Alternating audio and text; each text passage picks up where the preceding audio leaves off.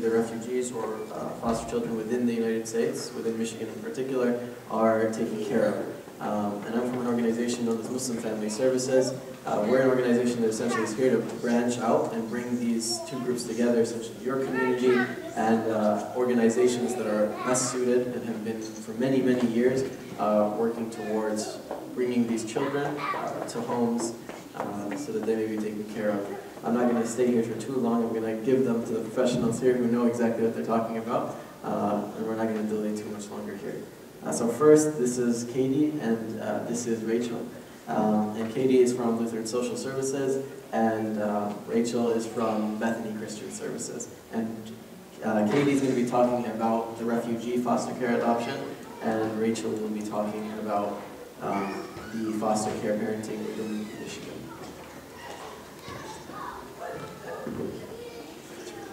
It's just on the right side.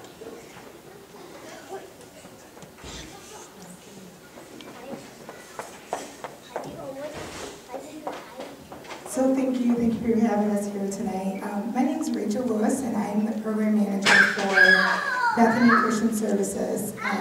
Bethany Christian Services is an adoption agency that started in 1944. We started in Grand Rapids, Michigan with the mission to provide permanent homes for children. So we've branched out. We have 10 offices in the state. We are in, we have 100 offices in the United States, and we are on 5 continents.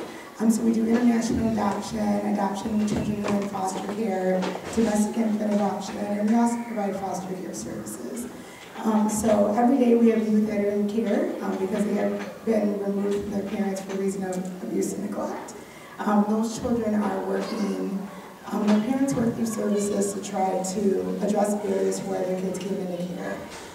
Typical reasons why kids may be removed from their parents may be exposure to substance use or poverty or issues in the home that make it unsafe for the child. And then they will be removed and placed into foster care. Parents are given the opportunity to try to address those barriers, and if they don't, then the child needs to have what we call permanency, and the child needs to have a permanent home that's loving and safe for them.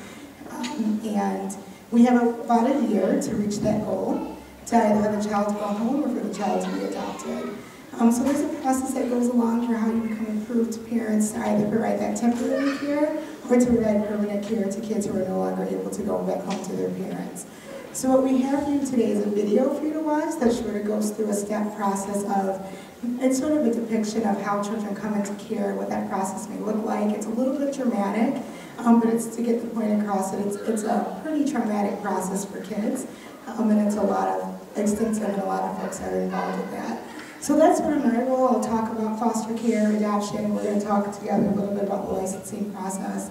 I'm going to let Katie say a few words, and we're going to get the video queued up so you guys can watch Removed.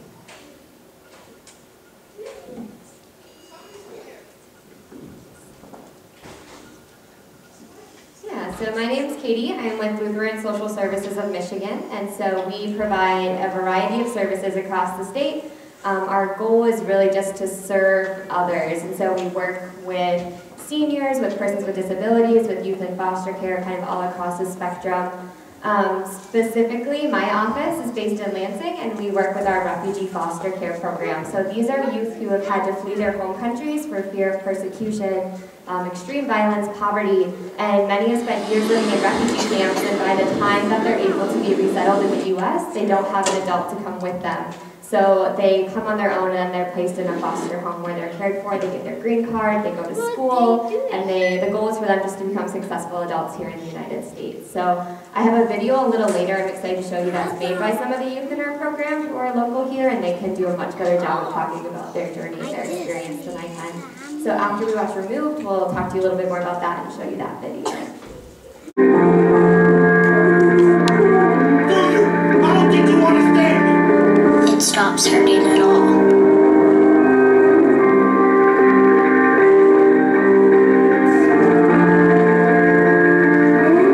Until something makes you feel good. And then it all comes back. Every word. Every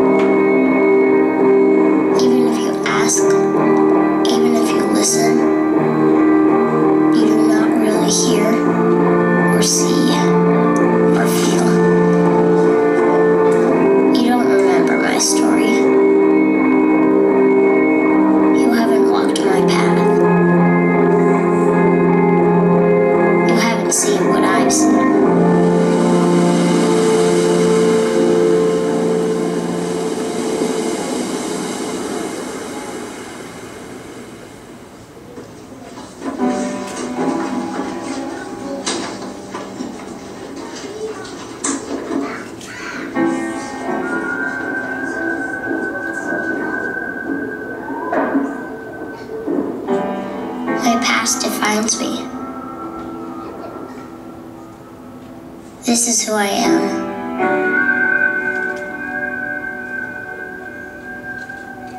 I am unseen, unheard, unwanted.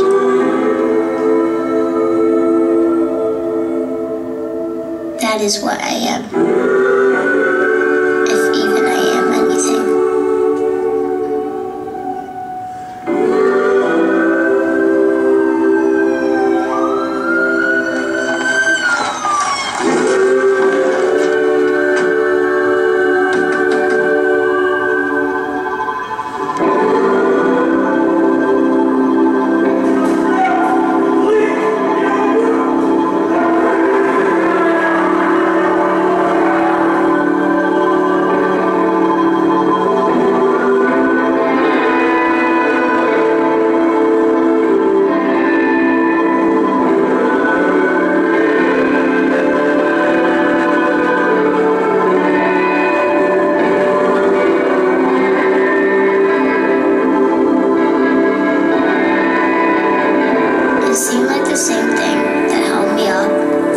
Me down.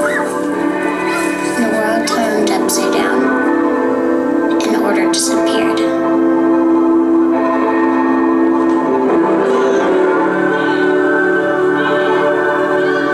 Nothing was how it was supposed to be, and a heavy sadness filled my soul.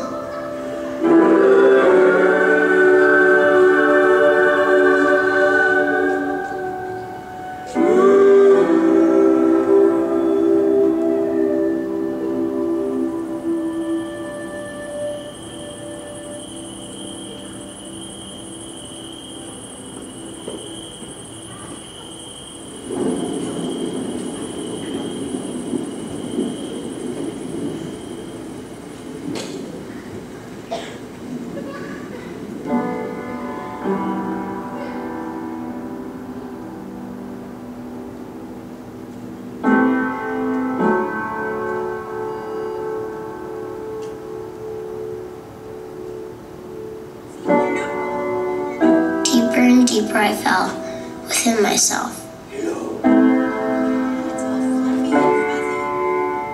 And nothing could draw me out.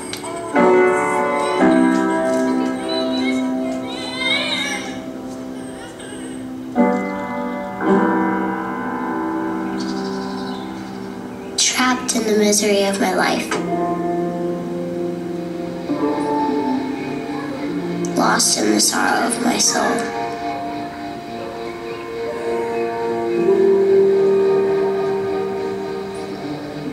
Unable to see the light. Unable to see the dawn. To feel. To hope. To dream.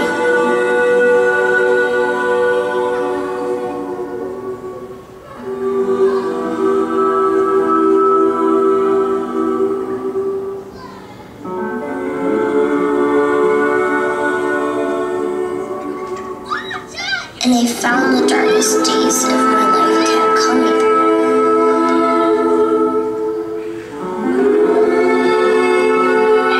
The blackest nights when my soul never stopped.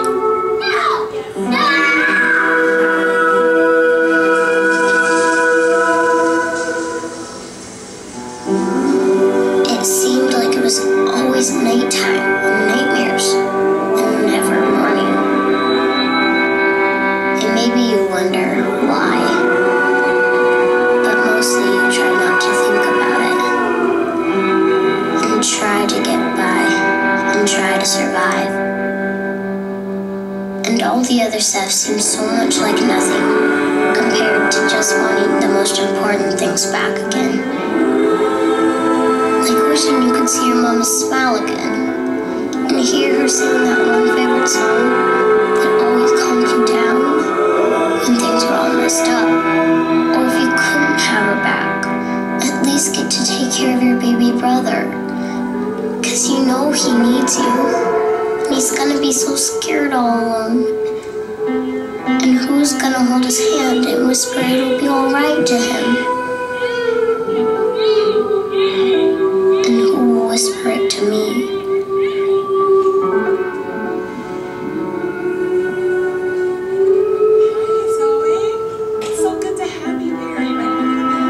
I know I am helpless, dependent, desperate. But what happens when those you need the most threaten your very existence? I've heard plenty of promises, and they all sound the same. But push hard enough, and sooner or later, they all prove to be empty. The sun comes up every morning, but do you know where? Each place, it's somewhere different. It's hard to find east when you keep moving around. But at least it comes. It always comes. I've come to depend on that.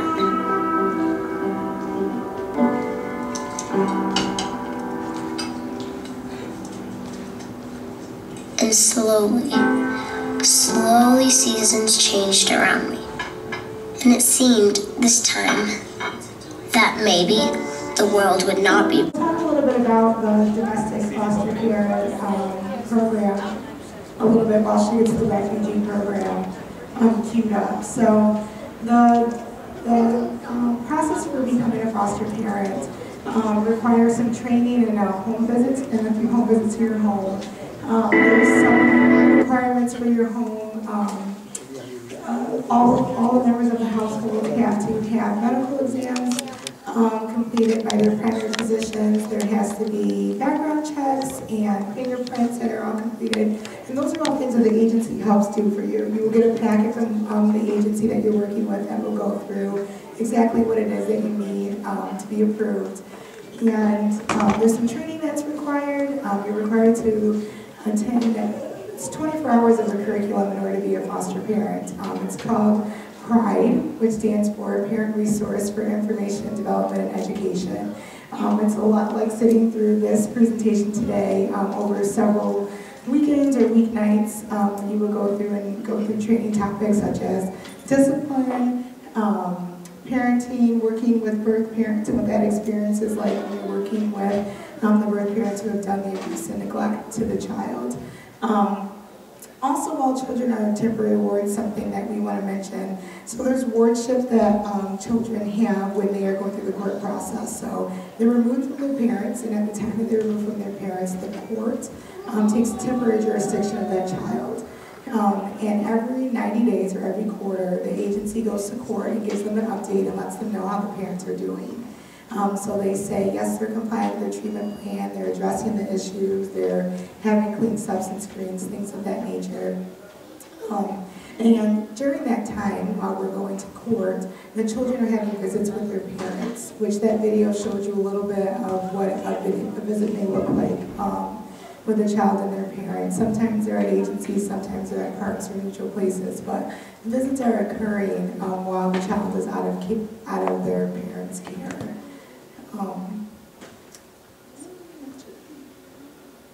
The children are still children during that process. They're going to school, they can enroll in sports, they can have visits with siblings. We try to keep as much routine for that child while they're in out-of-home care. We may not get a chance to watch the end of this video. This is actually a two-part video.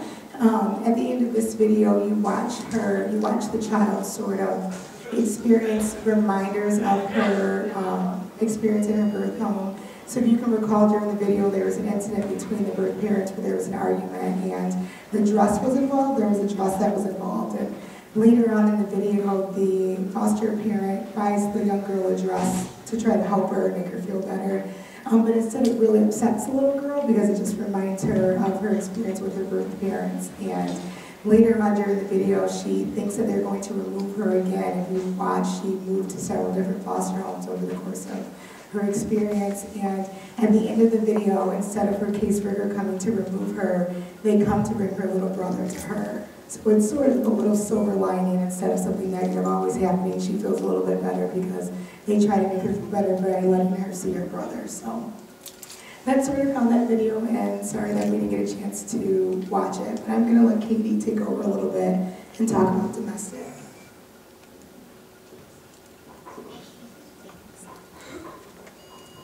Yeah, sorry for that technical difficulty, but thank you all for coming. I turned around and all of a sudden there were so many people in the room, so that's really exciting. So I'm going to talk to you a little bit about our refugee foster care program. So like I said, I'm with Lutheran Social Services of Michigan. We're one of 2 agencies that do refugee foster care in the state. One is based in Grand Rapids. It's actually Bethany Christian Services. They serve the west side of the state, and then we are based here in Lansing, and we kind of work from Lansing east, working with homes who are taking in refugees for refugee foster care. So like I said, these are youth who have had to flee their home country for fear of persecution, for violence, extreme poverty. They've just had a crisis, they've had to leave.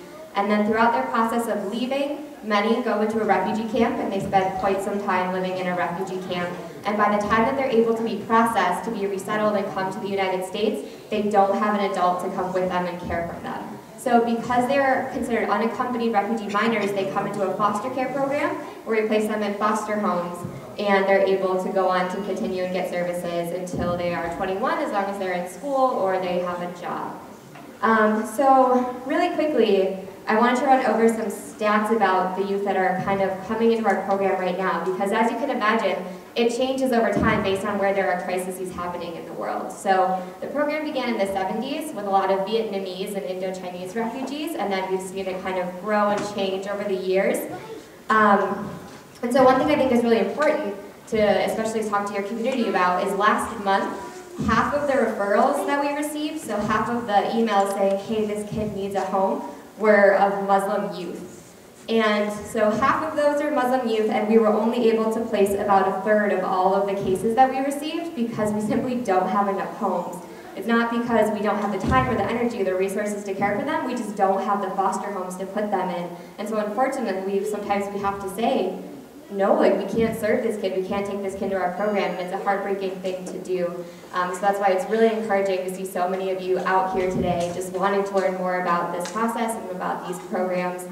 So like I said, half were Muslim youth, and the countries that were represented were Eritrea, Mali, Somalia, Afghanistan, and Sudan last month, of the youth who we had referrals coming into care. And like I said, that changes. We anticipate to see that changing in the near future, but that's what we saw in July. And so it's just so important to us to talk about why we need to recruit and license Muslim foster homes, because these youth have lost so much already.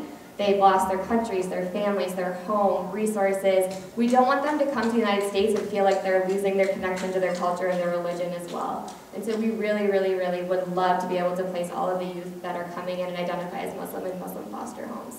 So again, we really appreciate that you're all out here and you're interested and you're wanting to learn more about ways you can get involved.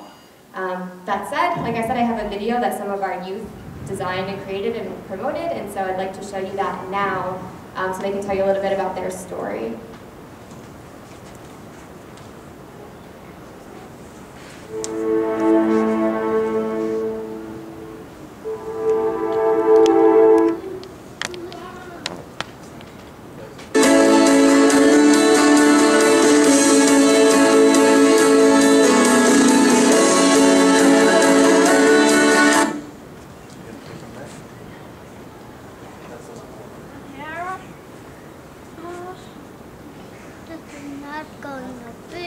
My name is Tada and I'm from Burma, but I'm Korean.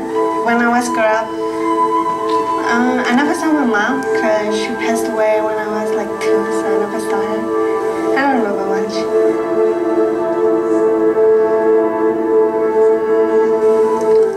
My name is Marhaba Nikita Tekayamana. I am from Eritrea, which is found in the Horn of Africa. I am Ali Tinai from Eritrea. I'm 18. My name is Luam. I'm from Ethiopia and I'm 18 years old, senior at Okumas High School. My name is Diego. I'm from Guatemala. I came to the United States when I was 14, and I'm here to tell my story. A lot of teenagers, they are moving out from our country, and that's totally influenced me. I left my home country illegal because no one can get legal documents to leave the country. It's a big prison. No one can get in and no one can leave. If you live in that country, you don't have future. Even you are attending the school, you don't have future. So we decided to go out from our country. Because in Guatemala, I felt like I didn't have any future. They have like a war, like a Burmese fight with Korean people. When I came to the border, I started walking in the desert for half an hour. We were resting. And then when the police, they come and they take us, they picked us up in the desert.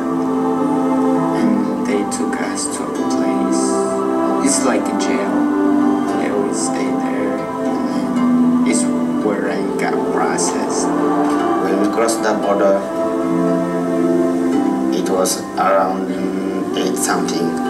It was kind of dark. Even it was winter, so even there is another wild animals, they can eat you, they can kill you. They asked us why we were in the desert and why we came in the United States. And it's when I told them that I need to come in the United States because in Guatemala we don't have any money.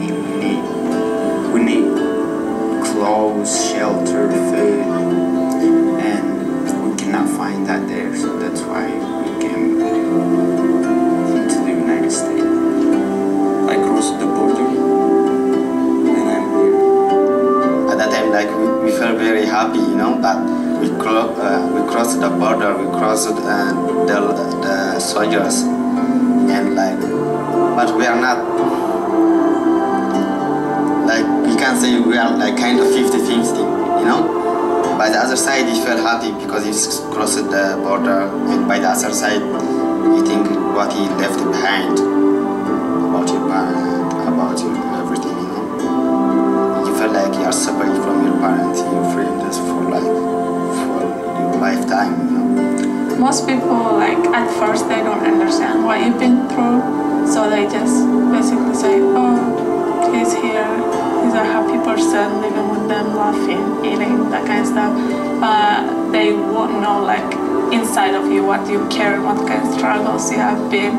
So they will be not knowing them because, first of all, you don't speak English. Second of all, you won't be, like, able to be open with them and to communicate with the language. When they took us to the refugee camp, it's very horrible to live in that camp. There is not enough food, and there is nothing that you can do. There is no work, there is no school. You feel like futureless. One day, the UNICEF members came to the camp to visit, like, how the people live. They interviewed me, and at that time I was starting the process to USA. So my process was so successful. I can say I'm so lucky. I'm so lucky to come here.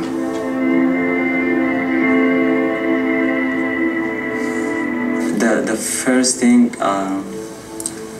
that scared me was, like, from Chicago airport to Lansing, the small planes.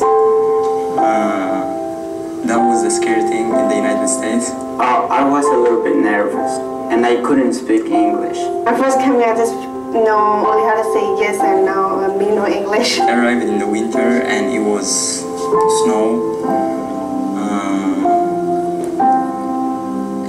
Like, it was difficult to be adapted in the weather because we don't have snow in Africa. When I was in Arizona, it was hot there, so when I got here, it was really cold. Well, 3 years later, I got a little bit used to it. Pizza or cheese or hamburger or fries and stuff, I don't like that stuff, any of it. Now, I eat it like almost every day. I like it. Like, yeah, I eat it every day in school. My first day at school was just after 2 days from my arrival. I arrived on Friday, and on Monday I went to school. At first I felt rejected by people because people were laughing and stuff, and I don't know what they was laughing about. The first 2 days I cried, but now I'm strong enough to handle it. Don't be scared what you see. I know everything you see is like new and stuff, and you might be scared or feel strange in a new country, but just don't. Because, yeah, we're all human and we all help each other. Living with other people, like, it means like accepting different behaviors. Don't be stuck in your own language, food, anything. You have to see outside of your box. Because there's still a lot of kids out there that they need homes. There's a lot of people. They are kind of futureless in the camps. Try to help them to see the world and what it looks like. Maybe they can change the world. I'm trying my best, looking forward to graduate high school and go to college. I want to learn about agriculture. I want to own a farm.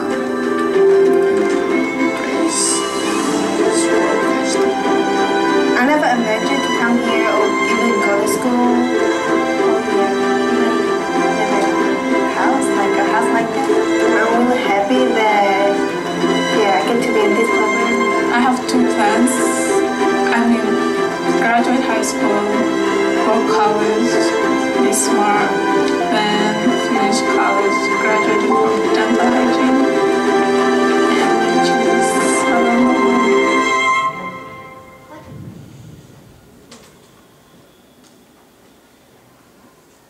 There is a lot of people. They are so smart, they are so kind, but I'm okay. I don't want to do that. I'm okay. I don't want to be to know all over the world like that. So first you have to be change yourself, right? First change yourself. So and then you can change the world.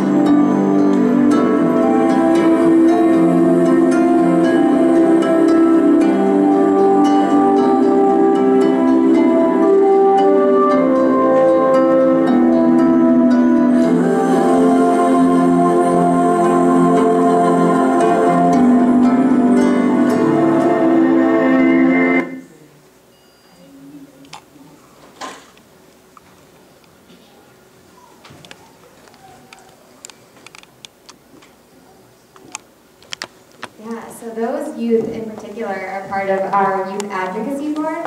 So it's a group of refugee youth that are in our program that meet once a month to talk about ways that they'd like to see the program improve or different service projects they'd like to get involved in. And they're all just really, really amazing. I love watching that video. So I guess one other thing I would mention is when the youth come from refugee camps and enter our program, I don't want you to feel like foster parents are alone. There's so many services that we have in place to help support the youth once they arrive.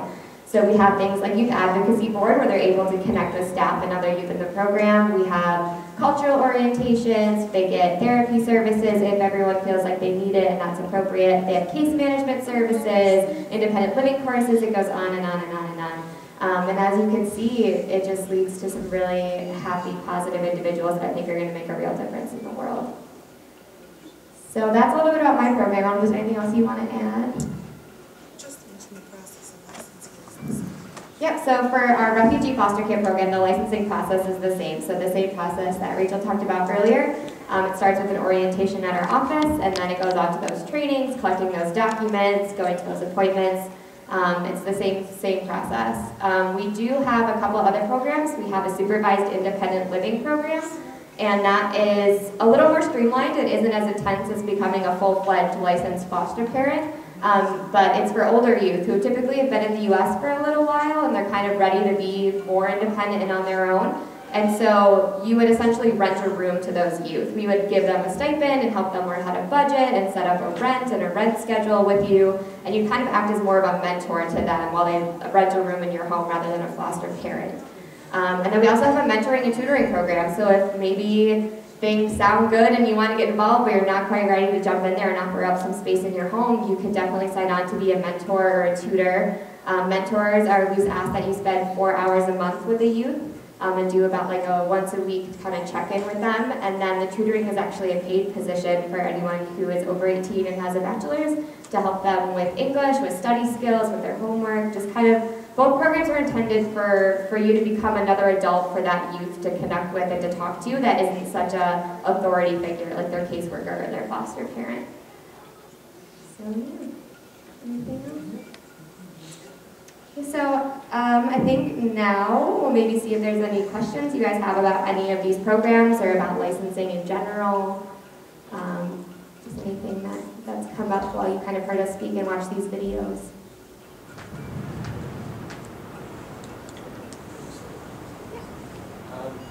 Are you allowed to, let's say you wanted to look into the adoption of a refugee, do you get to select which country, for example, the refugee is coming from?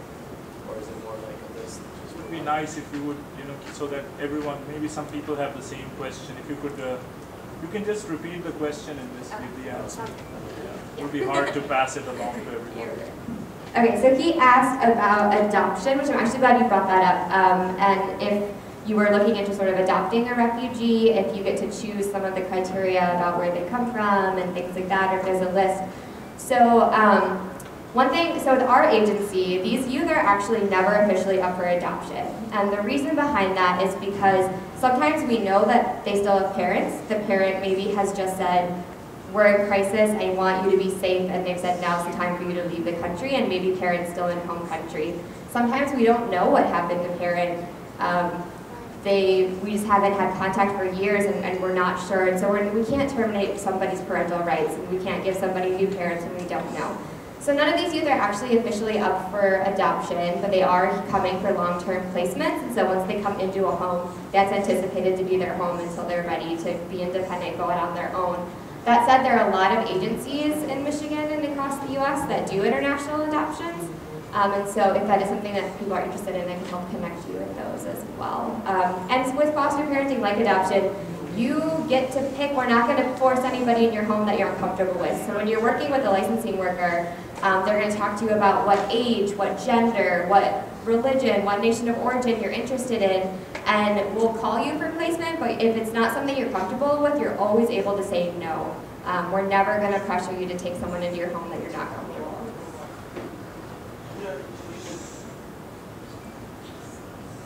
Like in the case of refugee kids, are there like a lot of issues with the kids like feeling comfortable with their new family? Like, of course, initially they'll be uncomfortable and it'll be weird, but do they generally like get used to the family and like kind of see them as their new parents or something? Yeah, so she asked about when youth come into the refugee program, if we ever run into issues with them feeling comfortable in the home. It's extremely case by case. I'm not going to say it's never happened because, as we know, we're dealing with people and youth who have been through a lot of trauma, and it's a big adjustment. That said, I would say more often than not, we have really positive placements. And again, that's another reason it's so important to us to recruit foster homes that represent the nations of origins, the cultures, the communities that these youth are coming from, because that's going to increase how comfortable they feel in the home. And just make them feel more confident and safe and welcomed and secure when they come to the United States versus placing them in something that doesn't match up with their culture and community. However, we've had a lot of cross-cultural placements that have been wonderful, and more often than not, the kids are just so happy to be somewhere they feel like they can finally grab on and root and start thinking about their future, because for so long they haven't seen that future. They don't believe that it's there. What's the youngest you guys work with? Because in the video we saw most of them were already like teenagers. Teenagers, yeah. So I will say, I know this is kind of a disappointment to a lot of people, but most of our youth that come into care are 16, 17. And when you think about it, it's really, when a kid is fleeing home, a 16, 17-year-old is much more likely to be doing that on their own versus a very young child. So typically when we see younger kids, they're coming in a sibling group. So maybe it's a younger 8, 10-year-old youth who's traveling with 16, 17-year-old brother or sister who's a good caregiver on the journey. But rarely do we see really young kids coming on their own, and I think the most kids last month entered care were 17.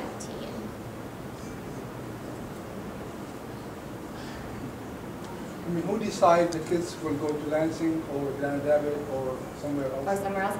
Yeah, so it's a really complicated process, but basically they get processed in a refugee camp by the UN, and then there are different agencies that receive those referrals on the federal level, and then those agencies contract with other agencies that provide the on-the-ground services. So we have an agency that's kind of our middleman between the UN, and so when they get the referrals, they send them to us to read, and they have a network across the United States. So the same agency we work with works with about 20 other agencies. So they'll call us, and we have open placements, and if we don't, then they call another agency that might be in Washington State. So it just depends on what Are they funded by the government or just the private funded? So the refugee foster care programs were contracted out, the government contracts to the agencies, the private agencies, to do the on-the-ground sort of day-to-day services. When you're a foster parent, do you get any support the child? Yeah, so he asked about when you're a foster parent if you get any sort of pay or stipend to help support. Do you want to answer this? Okay, so yeah, so you do get a stipend, and so for every day that a youth is in your care, you get 17, 24, and then 20.59 for an older youth, and that's the same for both refugee and domestic. And then each agency probably does it a little differently. Our agency pays that out every other week, so twice a month you get a check for every day that the youth is in care, and it's really just intended to help support the added mouth, the added feet you have to put shoes on, the added clothes that are needed for a youth that is living in your home.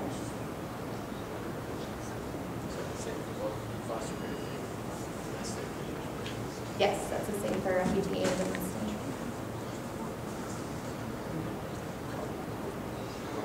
Any other questions?